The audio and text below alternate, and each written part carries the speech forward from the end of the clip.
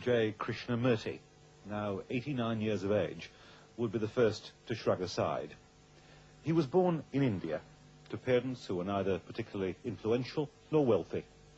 There was, however, something special about him right from the start. At the age of 14, he was discovered by Annie Besant and C.W. Leadbitter of the Theosophical Society, a group of radical thinkers who believed there was a common strand of truth to all the world's great religions. They believed the young Krishnamurti was the new Messiah and groomed him to become the world's spiritual leader. At the age of 27, while in California, Krishnamurti had a revelation which changed his life. It happened while he was watching a man mending a road. He wrote, "That man was myself. The pickaxe he held was myself. I was in everything, or rather everything was in me, inanimate and animate." Later that day, Krishnamurti felt the presence of the Lord Buddha. He went on, "I have seen the light. I have touched compassion, which heals all sorrow and suffering. It's not for myself, but for the world." Not long after this, Krishnamurti rejected his title of world spiritual leader and disbanded the organization that had grown up around him. Everyone, he said, and still says, must find his or her own way to the truth. And nevertheless, although he rejects organized religion and titles such as leader or teacher, he has a huge following. Schools which bear his name have been set up in various parts of the world, which along with many other subjects study his thinking and writings. We went to one of these schools, Brockwood Park in Hampshire, to talk to Krishnamurti himself. Throughout your life you've been regarded as someone special, but what was it like at the age of 14 to be suddenly plucked from obscurity? I'm afraid I don't remember actually, but I was rather shy. I avoided all this. I didn't like all the personal worship and kind of looked up as a great man and all that kind of stuff.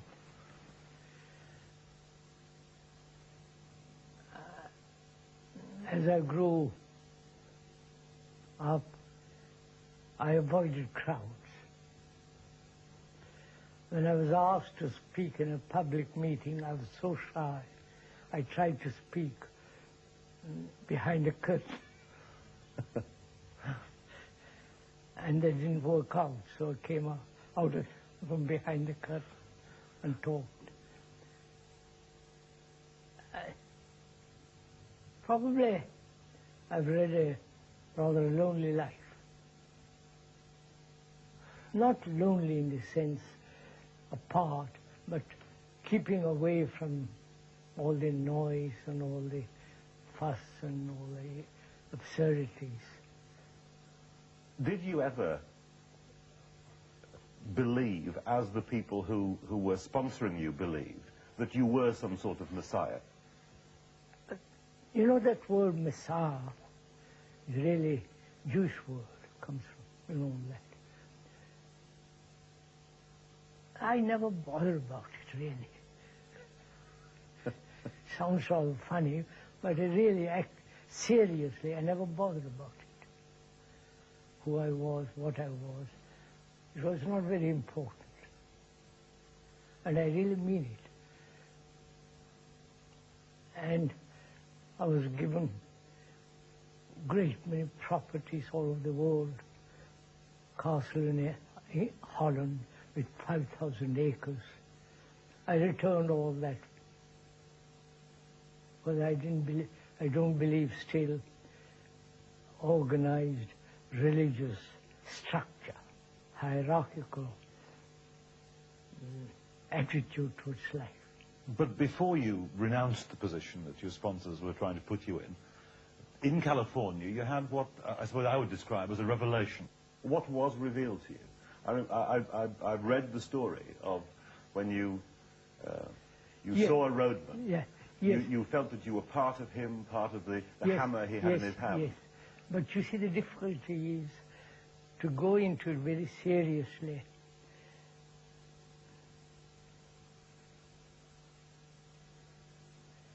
I don't know how to put it clearly to you.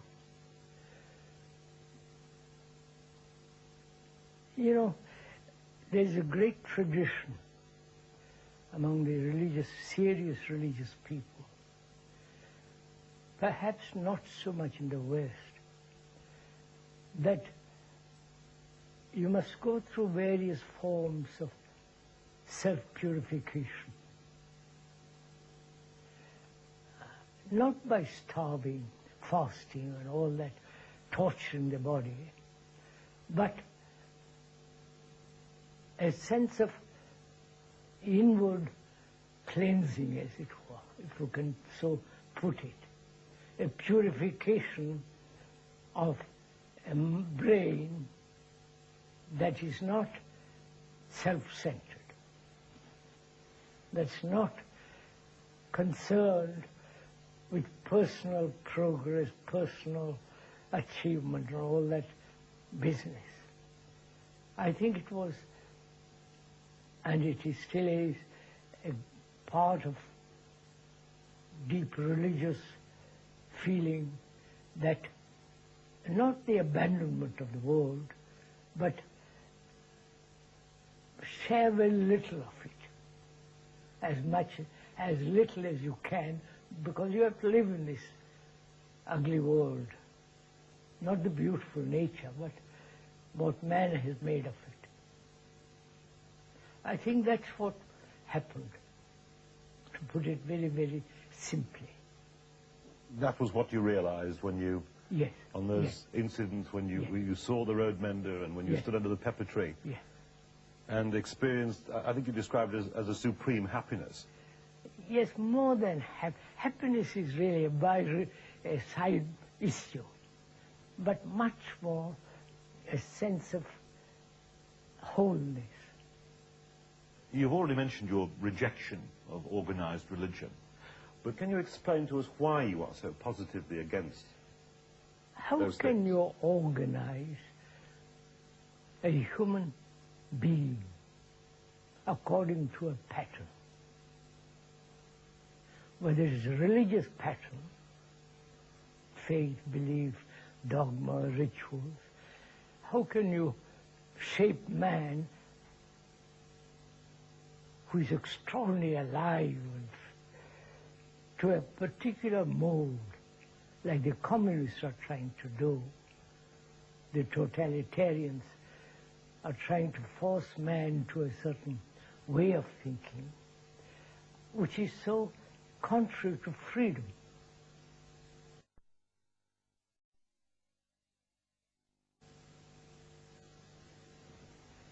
I say, for example, human beings are frightened of fear. Right? Fear of death, fear of living, fear of tomorrow, fear of... They have, from most primitive, most ancient man to present time, man has fear.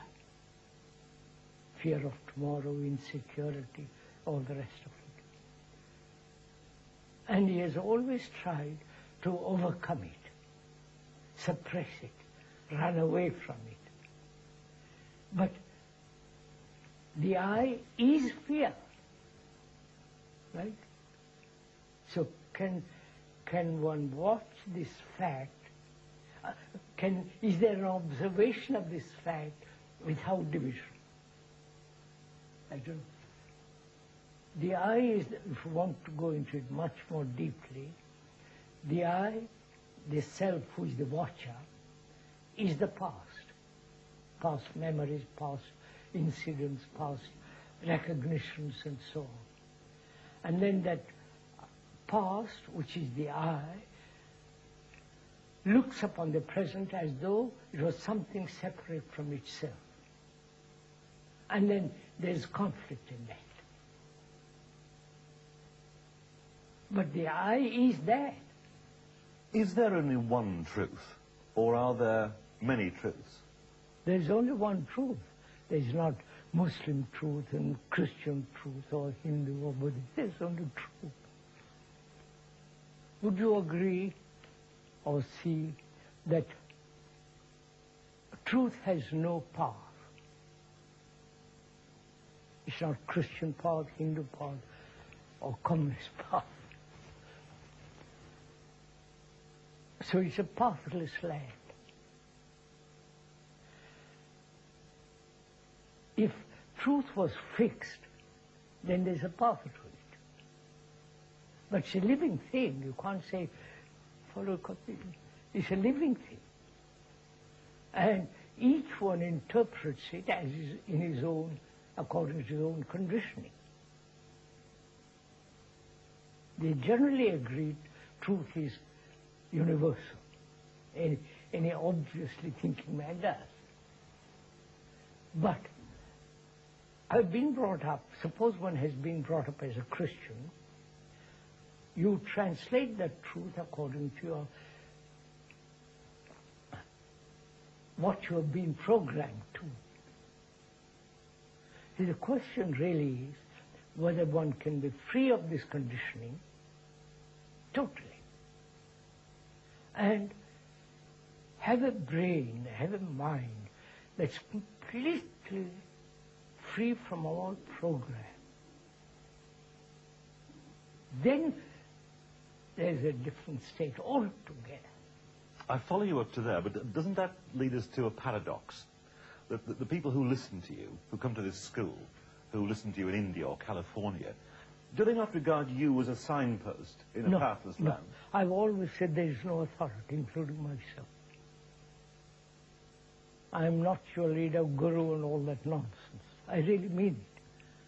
For me, that's an abomination. To me, that's the original sin. If I can so put it. Each man must be a light to himself. Right? Because freedom is necessary. Freedom from one's conditioning. Freedom from all the travail of that is part of our consciousness.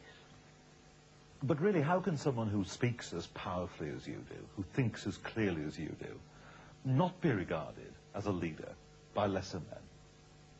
So at every talk, at every discussion I say this, don't do it, be careful, don't, you follow, it's so silly. Because you're destroying yourself, you're following, I mean, what Kay is talking about may be utterly false. Begin with skepticism. Don't accept anything, including what I'm saying. You work it out. Let's discuss it. Let's go into it together. So that there is no you as the leader and I the follower. We are together in this beastly business of living. Can I ask you what happens when you approach the pathless land of truth, when you step over its boundaries and you find yourself there? Do you have to do anything with that truth, or does it just do it for you? Do you remember, I invented a story long ago of two men walking in the street. And they've been friends for a long time. And one day as they're walking along the road, path, and along the street, one of them picks up something, looks at it, and his whole face is absolutely changed, radiant. And the other said, what the dickens has happened to you? He said, I picked up something which is part truth, which is most marvelous. And the other fellow says, let's go and organize it. Is it possible for everyone to achieve this truth? Obviously, if they apply their mind, their heart to this. You said that you believe that the world can only change through this personal transformation. And yet the world is sliding, it seems, to the edge of the black abyss. Won't the personal transformation simply come too late? If you change radically in that sense, you're going to affect the world. It may be very little, but you're going to affect.